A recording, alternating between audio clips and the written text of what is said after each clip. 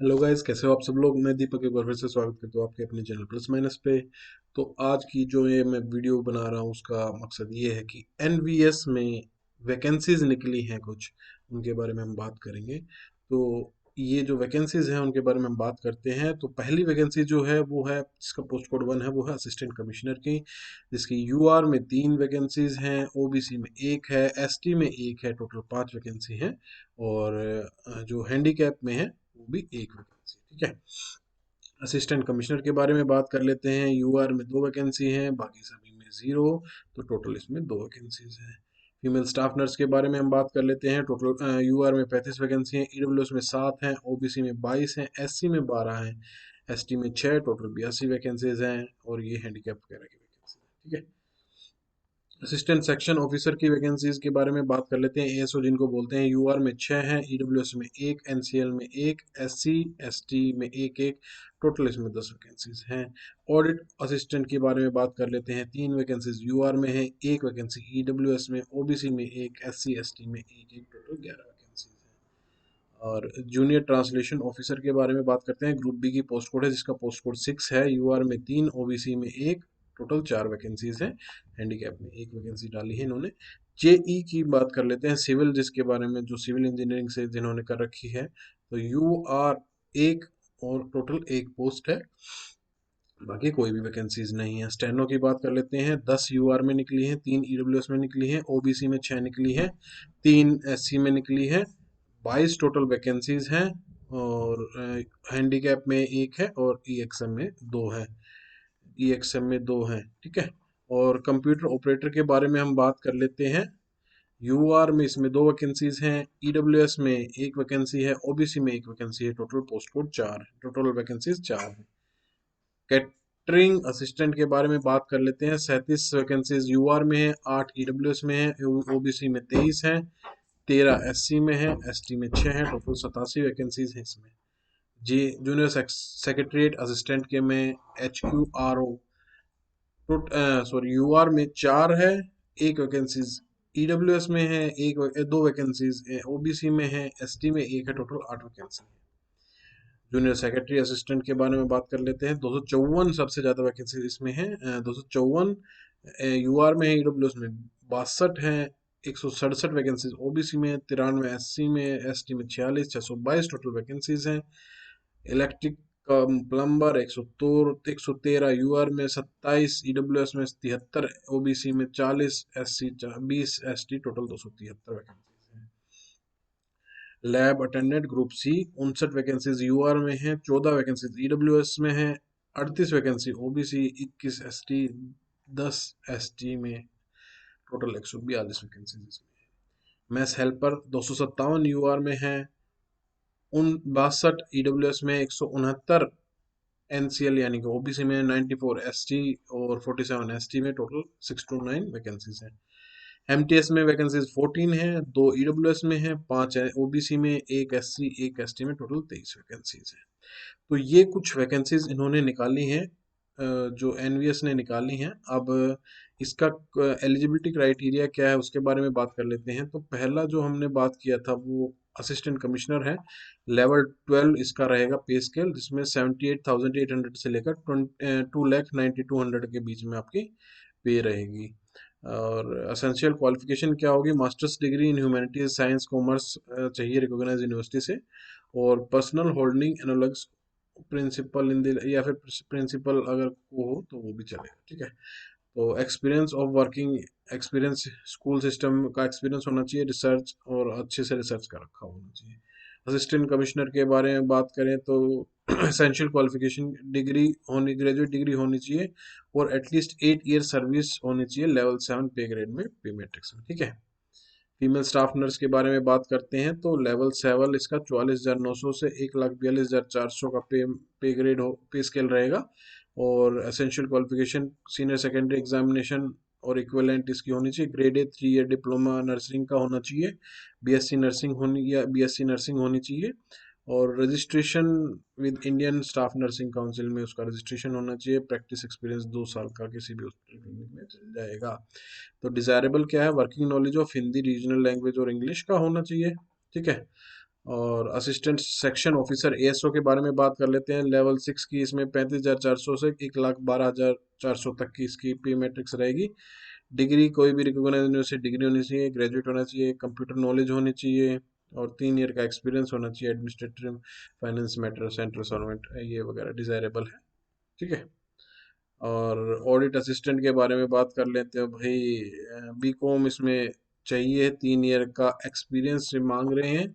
Desirable में इन्होंने डाला है, कंपलसरी नहीं है, डिजायरेबल है। अगर ये होगा तो ज़्यादा बेटर रहेगा। ठीक है। जूनियर ट्रांसलेशन ऑफिसर की लेवल 6 का पे स्केल रहेगा। और असेंशियल क्वालिफिकेशन जो इन्होंने असेंशियल कर रखी है, मास्टर्स डिग्री चाहिए किसी भी यूनिवर्सिटी से इन हिंदी और इंग्लिश, और कंपलसरी एज अ कंपलसरी और इलेक्टिव सब्जेक्ट होना चाहिए। ठीक है। तो ये सारी इसमें है। मास्टर्स डिग्री होनी चाहिए, हिंदी एज ए कंपलसरी और elective subject, and medium of examination at the degree level. ठीक है। तो ये सारी हैं इसमें। और जूनियर इंजीनियर की बात कर लेते हैं भाई। तो लेवल 5 इसका पे स्केल है। 29,200 से लेकर 52,300 के बीच में इसके पे स्केल रहेगा। और डिग्री चाहिए, सिविल इंजीनियरिंग में चाहिए, इसमें डिग्री चाहिए, या 3 ईयर का डिप्लोमा सिविल इंजीनियर में हो तो भी काम वो चलेगा। स्टेनो के बारे में बात कर लेते हैं। स्टेनो की एज लिमिट 18 से 27 साल। और पे स्केल इसमें 25,500 से लेकर 81,100 तक का है। क्लास 12th होना चाहिए पास। और शॉर्ट हैंड की स्पीड होनी चाहिए 80 वर्ड्स पर मिनट। टाइपिंग स्पीड होनी चाहिए 40 वर्ड्स पर मिनट। और इंग्लिश कॉरस्पॉन्डिंग टू 12,000 kdph। ठीक है। शॉर्ट हैंड की 60 वर्ड्स पर मिनट, टाइपिंग स्पीड 30 वर्ड्स पर मिनट। और हिंदी हिंदी में चाहिए वो 9,000 kdph। ठीक है।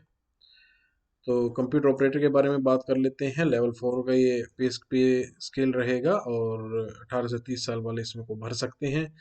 डिग्री चाहिए इसमें, वर्ड प्रोसेस वगैरह, डाटा एंट्री वगैरह का काम आना चाहिए, या फिर डिप्लोमा हो किसी भी इंस्टीट्यूट से, और 1 ईयर कंप्यूटर डिप्लोमा हो किसी रिकॉग्नाइज्ड यूनिवर्सिटी से। तो ये है desirable. Familiarity with various software packages, MS office वगैरह से इनसे फैमिलियर होना चाहिए। कैटरिंग असिस्टेंट में भाई 35 साल इसकी अपर एज है। 10th पास होना चाहिए, 3 ईयर का डिप्लोमा हो केटरिंग और इक्विवेलेंट में। ठीक है। केटरिंग में या फिर टूरिज्म वगैरह सेक्टर में आपको ठीक है। या फिर 12th पास हो, सीबीएसई होटल मैनेजमेंट का रखा हो, पास 12th पास हो, या फिर 1 ईयर का डिप्लोमा कैटरिंग में हो, और ट्रेड प्रोफिशिएंसी सर्टिफिकेट के इन केटरिंग हो, या मिनिमम 10 साल का एक्सपीरियंस हो इन डिफेंस सर्विसेज और रेगुलर एस्टेब्लिशमेंट में। ठीक है। तो जूनियर सेक्रेटरी असिस्टेंट के बारे में बात कर लेते हैं। HQRS RO कैडर के बारे में। तो लेवल 2 का इसका पे स्केल रहेगा। और एज लिमिट इसमें 27 साल तक है। तो एसेंशियल क्वालिफिकेशन के बारे में हम बात करें तो इसमें क्लास 12th पास होना चाहिए। और इसमें जो मिनिमम स्पीड हो 30 वर्ड्स पर मिनट होनी चाहिए। और क्या है इसमें, इंग्लिश की टाइप राइटिंग 25 वर्ड्स पर मिनट होनी चाहिए। हिंदी की टाइप राइटिंग 9,000 kdph होनी चाहिए इंग्लिश में, और 7500 kdph हिंदी में होनी चाहिए। इंग्लिश में इसमें 30 चाहिए, हिंदी में 25 वर्ड्स पर मिनट चाहिए। पास 12th, सीनियर सेकेंडरी पास होना चाहिए। और डिजायरेबल में तो ये अगर आप करते हो तो वेल एंड गुड, नहीं तो आपका फिर भी सिलेक्शन हो सकता है अगर आप पेपर क्रैक करते हो तो। जूनियर सेकेंडरी असिस्टेंट के बारे में बात करते हैं भाई।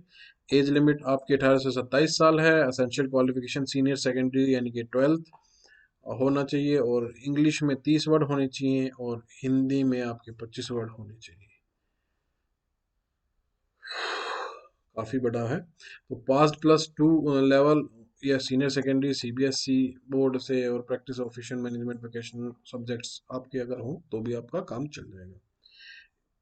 प्लम्बर के बारे में बात कर लेते हैं। एज लिमिट आपकी 18 से 40 साल है। पे ग्रेड इसका लेवल 2 रहेगा। 10th आपने कर रखी हो, ITI सर्टिफिकेट हो, और 2 साल का एक्सपीरियंस हो इलेक्ट्रिक असिस्टेंट, इलेक्ट्रिकल इंस्टॉलेशन में, वायरिंग या प्लम्बिंग वर्क में। ठीक है। तो ये सारी बात थी। मैथ्स हेल्पर अगर एक रह गया हमारा। मैथ्स हेल्पर में आपकी 18 से 30 साल वैकेंसी जो एज लिमिट है, 10वीं पास होना चाहिए। और जो मैथ्स में जो है वर्क होना चाहिए 2 ईयर का ज्वाइनिंग का। ठीक है। MTS एक लास्ट MTS रह गया था। तो पे स्केल इसमें 18,000 से 56,900 है। 18 से 30 साल आप इसकी जो एज लिमिट है, 18 से 30 साल आप इसकी एज लिमिट है। और एज रिलैक्सेशन का जो इन्होंने फंडा दे रखा है वो शेड्यूल कास्ट को 5 साल, ओबीसी को 3 साल, और क्या है, एनवीएस एम्प्लॉय हैं तो उनको भी 5 साल का दे रखा है इन्होंने।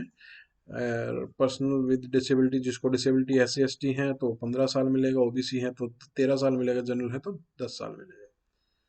तो ये सारी बातें थी। और जो जो ये जो और क्या बातें हैं इसमें, अब ये वे कौन से जो एग्ज़ाम में क्या क्या आएगा वो ये सारे इसमें नीचे हैं। कि रीजनिंग आएगी, कमिश्नर में रीजनिंग आएगी, इंग्लिश और हिंदी में के 10-10 मार्क्स के सब्जेक्ट आएंगे तो 20 मार्क्स का वो हो गया। जनरल अवेयरनेस आएगी, और ये एकेडमिक्स एंड रेजिडेंशियल एस्पेक्ट से रिलेटेड ये सारा। एक्चुअली ये बहुत बड़ा हो जाएगा अगर मैं एक एक करके बताऊंगा, तो जो मेरे को बताना था वो मैं बता चुका हूँ। बाकी ये जो नोटिफिकेशन है ये मैं डिस्क्रिप्शन में डाल दूंगा, किस किस का कौन कौन सा टेस्ट होना है, क्या क्या आना है उन टेस्ट में। और तो जैसे कि कंप्यूटर ऑपरेटर में रीजनिंग आएगी, क्वांट आएगा 20 नंबर का, रीजनिंग आएगी 20 नंबर की, हिंदी इंग्लिश की जो है वो 15-15 नंबर के आएंगे। और कंप्यूटर की MS Office की नॉलेज होनी चाहिए 60 नंबर, टोटल 130 मार्क्स आपके, 130 नंबर का क्वेश्चन होंगे, 130 मार्क्स का आपका टेस्ट होएगा। तो ये सारी बातें ये जो हैं कि क्यों कौन से एग्जाम में क्या क्या आएगा ये सारे आप देख सकते हैं, डिस्क्रिप्शन में मैं इसको लिंक डाल दूंगा, आप देख लेना। और यही एक छोटी सी वीडियो बनाने की कोशिश कर रहा था, बट बहुत लंबी होती जा रही है, इसलिए मैं ये अलग अलग मैं आपको नहीं बताने जा रहा। और ये जो फीस है कमिश्नर की आपकी 1500 रहेगी, स्टाफ नर्स की 1200 रहेगी, ASO की 1000 रहेगी, लैब अटेंडेंट की 750 रहेगी। तो ये सारी चीज़ें हैं, आप देख लेना। और 12 तारीख से ये रजिस्ट्रेशन ओपन होगा। और जो लास्ट डेट है इसकी 10/2/2020 को ये लास्ट डेट होगी।